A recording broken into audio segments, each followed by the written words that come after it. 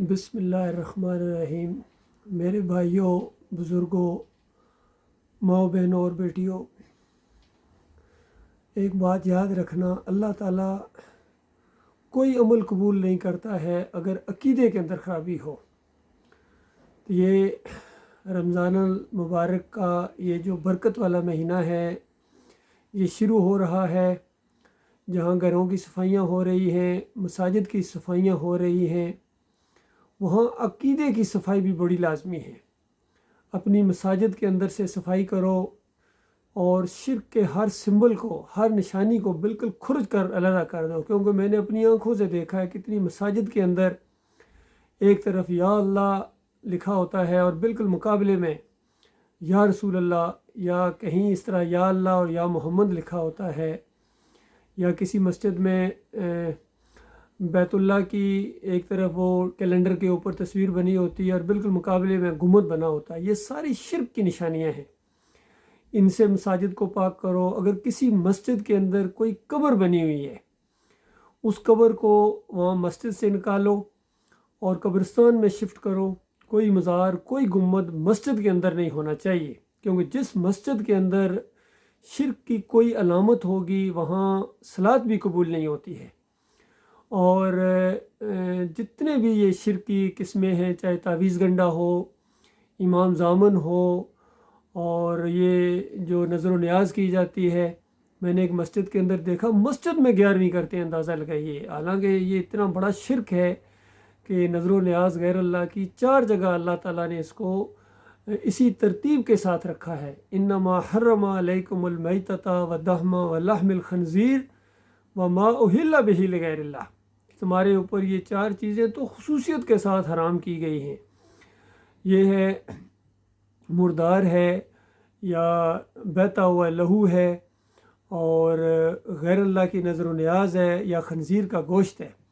تو یہ بالکل حرام چیزیں ہیں، چاہے یہ 12ویں کے کیک کاٹنا ہو، یا 10 محرم کے یہ شربت یا مٹھائیاں بانٹنی ہوں، گھوڑے کی پوجا ہو یا گائے کی پوجا ہو، مزار پرستی، گنبد پرستی، پیر پرستی، امیر پرستی، ان ساری شرک کی قسموں کو اپنے آپ سے علیحدہ کرو۔ اور خاص کر جمہوریت کا یہ نظام ہے، اس سے بھی توبہ کرے پوری قوم۔ یہ ایک مشرکانہ نظام ہے، اور ہمارے فوجی بھائی بھی کئی دفعہ یونٹ کے اندر، میں خود فوجی افسر رہا ہوں، مجھے معلوم ہے، یہ دم دم علی علی، نعرہ حیدری، اس طرح کی نعرے لگاتے ہیں بینٹ فائٹنگ کے دوران بھی، یا پی ٹی پیریڈ میں، یا اور جب یہ کر رہے ہوتے ہیں فوجی پریڈ، اس میں بھی کئی دستے ہیں، کمانڈوز کے دستے ہیں، ان کے نعرے میں نے سنے ہیں۔ تو یہ سارے شرکیہ نعرے ہیں، سے توبہ استغفار ہونی چاہیے۔ پھر کسی مسلک کے ساتھ کوئی تعلق نہیں ہونا چاہیے۔ یہ جتنے مسلک ہیں، کوئی بریلوی ہے، کوئی دیوبندی ہے، کوئی اہل حدیث ہے، سلفی ہے، اور کوئی حنفی ہے، کوئی حنیفی ہے، یہ جتنے ہیں ان کے ساتھ بالکل ذرہ برابر جو ہے یہ تعلق نہیں ہونا چاہیے، تب آپ کے یہ صوم اور یہ جو روزے ہیں قبول ہوں گے۔ اسی طرح امام کے لیے جہاں صحیح عقیدہ ہونا ضروری ہے، وہاں وہ اجرت نہ لیتا ہو۔ اگر وہ نماز پڑھانے کے پیسے لیتا ہے، تراویح پڑھانے کے پیسے لیتا ہے، یا اذان دینے کا مؤذن پیسے لیتا ہے، تو ایسوں کے نہ اذان قبول ہے، نہ امامت قبول ہے، نہ پیچھے مقتدیوں کی نماز ایسے امام کے پیچھے قبول ہے۔ بالکل یاد رکھیے، صلاۃ بہت ہی زبردست چیز ہے، ایمان خالص کے بعد سب سے بڑا عمل ہے، اور اللہ تعالیٰ کو بہت ہی زیادہ پسند ہے۔ اور یہ صوم تو بہت ہی زیادہ اللہ تعالیٰ کا قرب حاصل کرنے کا ایک سال بعد آتا ہے، اور پچھلے تمام گناہ معاف کر دیے جاتے ہیں۔ کس کے؟ جس کا ایمان صحیح ہو۔ یاد رکھیے، ایمان و احتساب کہا گیا ہر جگہ۔ تو اگر ایمان کے اندر خرابی ہے، اللہ کے علاوہ کسی اور کو پکارتے ہو، یا علی مدد، یا رسول مدد، یا غوث مدد کی پکاریں لگتی ہیں، یا داتا، یا محی الدین چشتی پار لگا دے کشتی، یا علی مدد، بری بری امام بری، میری کھوٹی قسمت کرو کھری، اگر یہ نعرے لگا رہے ہو تو پھر تمہارے اوپر نہ صوم فرض ہے، نہ تراویح، نہ صلاۃ، نہ عمرہ، نہ حج، کوئی عمل اللہ کی طرف سے آپ کے اوپر نہیں ہے۔ یقین کی یہ سارے عمل برباد ہیں۔ لہٰذا یہ بڑی میں ہمدردی کے ساتھ اپنے بھائیوں بہنوں کو، اور جہاں جہاں تک یہ میری آواز پہنچے، اس کو اور آگے فارورڈ کرو، تاکہ ہر کان تک یہ بات پہنچے، پوری دنیا تک یہ بات پہنچے کہ دیکھو، اللہ کے ساتھ کسی کو شریک نہ ٹھہراؤ۔ تمام انبیاء نے یہی دعوت دی ہے، اللہ کے بندو۔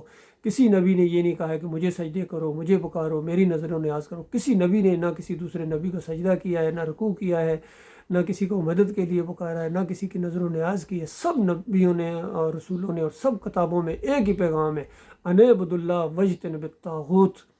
یہ پیغام ہے میرے بھائیوں، مانو گے اپنا بھلا کرو گے، اور نہیں مانو گے تو یاد رکھنا ہمیشہ ہمیشہ کی آگ کے اندر رہنا پڑے گا، خون اور پیپ کی وادیوں کے اندر۔ وہاں بڑا خوفناک قسم کا عذاب ہے، یقین کیجئے۔ اور دوسری طرف جو زبردست قسم کی جنت ہے، اس سے محروم رہ جاؤ گے، اپنے اکابرین کے ساتھ، اپنے بڑوں کے ساتھ، اپنے قائدین کے ساتھ ہمیشہ کی آگ میں رہنا پڑے گا۔ اپنے قائدین کو بھی سمجھاؤ، اپنے پیروں کو سمجھاؤ، اپنے امیروں کو سمجھاؤ کہ دیکھو شرک نہ کرو، سیاسی لیڈروں کو سمجھاؤ، عمران خان صاحب کو خاص کر سمجھاؤ، نواز شریف کو، زرداری صاحب کو، اور ہمارے آرمی چیف جو ہے، فیلڈ مارشل ہیں، ان کو بھی کہ شرک کا رکھوالی کرنے کی بجائے شرک کے خلاف اٹھو، اور شرک کا ایک ایک نشان اپنے ملک سے ختم کر دو۔ طاقت اللہ نے آپ کو اس لیے دی تھی کہ اللہ کے دین کو نافذ کرو، قائم کرو، اور ایمان عقیدے کی بات کرو۔ اور اگر یہ بات نہیں کرتے ہو تو یاد رکھنا آپ سے پہلے بڑے بڑے طاقتور آئے ہیں، اور یہ ٹائم انہوں نے ضائع کر دیا۔ سب کو موقع ملتا ہے، اللہ تعالیٰ کی طرف سے موقع ملتا ہے۔ اللہ تعالیٰ اس سے پورا فائدہ اٹھانے کی توفیق عطا فرمائے۔